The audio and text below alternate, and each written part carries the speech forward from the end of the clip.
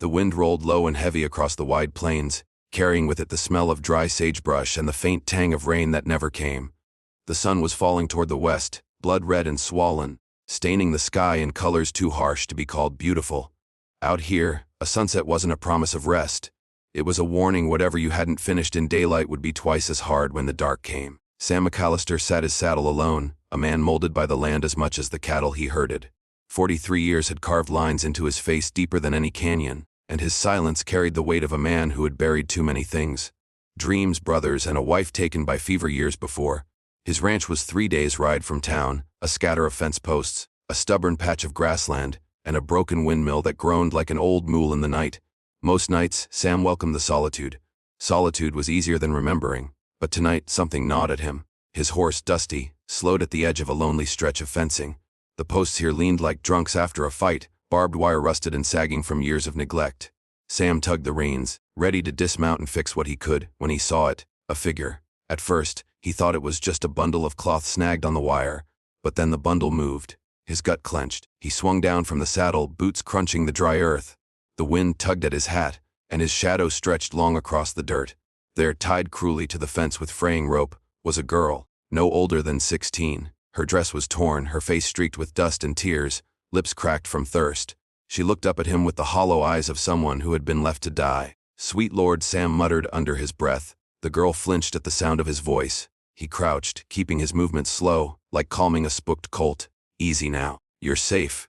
Her voice rasped out like broken glass. Don't touch me. He'll come back." Woo. She blinked hard, tears cutting clean tracks down her dirt-streaked cheeks. "My pa, why?" Sam's jaw tightened. A father leaving his own blood tied up like a stray calf. He'd seen cruelty before, but this was different. This was damnation in the flesh. "Your pa ain't comin' back," Sam said, steady as bedrock. "Not tonight. Not ever if I can help it." He pulled out his knife, slicing the ropes clean. The girl's arms dropped weakly, wrists raw and bleeding from the cords. She collapsed forward, and Sam caught her, her whole body trembling like a leaf in a storm. "What's your name, darlin'?" She hesitated, as if saying it out loud might summon her ghost of a father. "Clara." Sam looked out across the empty horizon. No wagon, no rider, just dust and silence. Whoever left her here was long gone. He lifted her gently into the saddle, swung up behind her, and turned Dusty toward the ranch. The ride back was long, the prairie a sea of gold fading into shadow. Clara said little. Every time Sam tried, she flinched at the sound of his voice. He didn't press her. Words were heavy things, and she'd been carrying too much already. By the time the ranch house came into view, a weather-beaten shack leaning against the dying light, Clara's head had slumped against his chest, exhausted. Sam carried her inside, laying her on the old cot where his wife once slept. He fetched water, bread, and a blanket that smelled faintly of cedar and thyme. When she woke, the first stars were pricking holes in the sky. Sam was sitting at the table, a lantern burning low, whittling a piece of wood with slow, steady strokes. Clara stirred, eyes darting like a trapped rabbit. "Where am I?" "Callister Ranch," he said. "You'll be safe here." Her lips quivered. "Safe don't exist." Sam set the knife down. "Not out there maybe, but under this roof no harm will touch you. Not while I'm breathin'." She studied him, suspicion warring with a hunger for something she hadn't felt in years. Trust. The days that followed were quiet, but the silence was changing. Clara was skittish, flinching at every creak of the boards, every slam of the barn door in the wind. But slowly, under Sam's steady presence, she began to find her footing. She helped in the kitchen, carried water, even smiled faintly when Dusty nudged her shoulder with his nose. Yet the shadows of her past never loosened. Some nights Sam heard her cry out, begging unseen ghosts for mercy, and then came the question that had burned in his mind since the day he found her. "Clara," he asked one evening, while the fire popped in the hearth, "why'd your pa leave you like that?" She froze, hands tightening around the tin cup she held. He said I was cursed." Her voice shook. "Said Mama died 'cause of me. Said I brought ruin. He told me only way to fix it was to leave me for the buzzards." Her shoulders caved in, shame pouring out of her like water from a cracked pail. Sam's chest tightened. He'd buried children before they had a chance to grow. To hear a father speak such poison to the living, it set his blood boiling. "You listen to me, Clara," he said, voice sharp as a whip. "You ain't cursed. You're just a child. Whatever devil's in your pa's heart, it ain't yours." A tears welled in her eyes, but this time she didn't look away. The weeks rolled on. Ranch work left little time for brooding. Cattle to be branded, fences mended, wolves to be kept at bay. Clara, despite her age, threw herself into it with a stubborn grit that surprised even Sam. But the world outside didn't stay quiet for long. One morning Sam rode into town for supplies, Clara beside him on a borrowed mare. The town of Dry Creek was as mean and dusty as ever, saloons spilling drunken laughter, the sheriff's office leaning like it was tired of the law. Folks turned to stare at Clara, whispering behind hands. Sam didn't like it. Inside the general store, whispers turned into words. A tall man with a scar down his cheek sneered. "That the McAllister stray then? Heard tell some fool rancher picked her up out of the dirt." Clara shrank against Sam, but Sam's eyes locked on the man like a hawk on a snake. "You best keep your tongue," Sam said low, "else you'll be picking it up off the floor." The man smirked, but he didn't push it. Not yet. That night, back at the ranch, Clara asked the question Sam had been dreading. "Why do folks look at me like that?" The Sam sat quiet for a long moment. Then he said, "'Cause they're cowards. Easier to brand someone cursed than face their own sins. But I don't care what they think, and neither should you." But deep down Sam knew the truth. Men like Clara's father didn't just disappear, and whispers had a way of turning into gunfire in the west. The storm broke sooner than expected. 3 weeks after Clara came to the ranch, riders appeared on the horizon. 5 of them hard men with rifles slung low, dust rising behind their horses like smoke. Clara saw them first. She went pale as death. "It's him," she whispered. "Pay a." Sam stepped onto the porch, hand resting on the revolver at his hip. His heart beat steady like a war drum. The riders slowed, their leader pulling up his horse a dozen yards from the house. He was a gaunt man with hollow eyes and the cruel grin of someone who'd never worked an honest day. "Sam McAllister," he called. "You've got something of mine." "You?" Sam's voice carried across the dry wind. "Only thing I got here is cattle and a girl you left to die." The man's grin widened. "She's mine to do with as I please. Blood of my blood. Now hand her over." Sam's fingers curled on the grip of his Colt. "Not while I draw breath." The man spat into the dirt. His riders shifted in their saddles, hands hovering near their guns. The air grew sharp, heavy, like the sky before a lightning strike. Inside the house, Clara stood frozen, torn between terror and a desperate hope she couldn't yet name. The first shot hadn't been fired yet, but the war for her soul had already begun. The prairie held its breath. 5 riders sat their horses, shadows long in the dying sun, dust curling around their boots.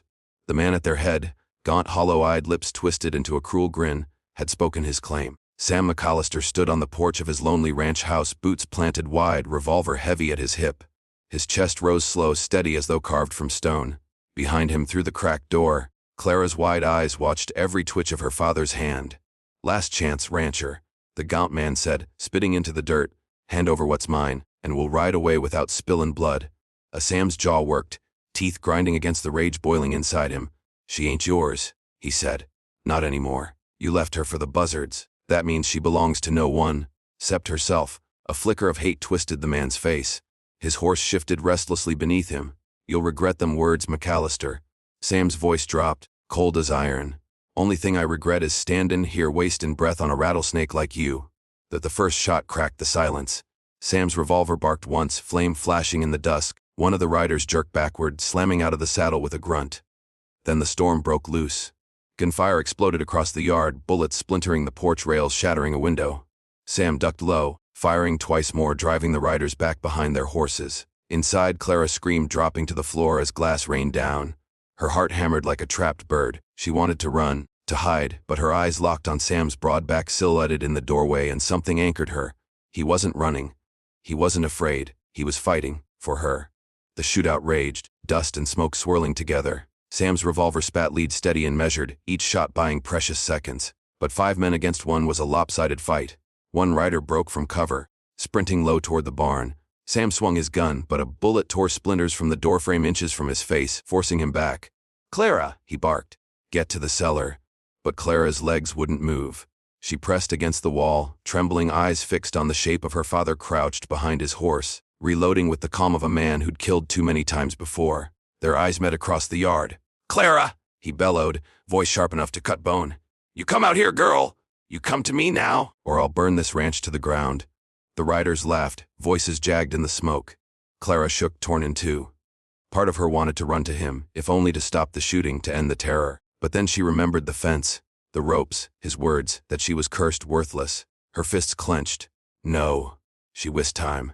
The same fired again, grazing another rider's shoulder, sending the man spinning, but his gun clicked empty. He cursed under his breath, fumbling for the spare rounds in his belt. The gaunt man saw his chance. He stepped out, rifle leveled, eyes burning with triumph. "Time to die, McAllister." Before Sam could move, a sound split the air, not a gunshot, a cry, Clara's cry. She had snatched up the shotgun from the mantel, the same one Sam hadn't fired in months, and with trembling hands, she pulled the trigger.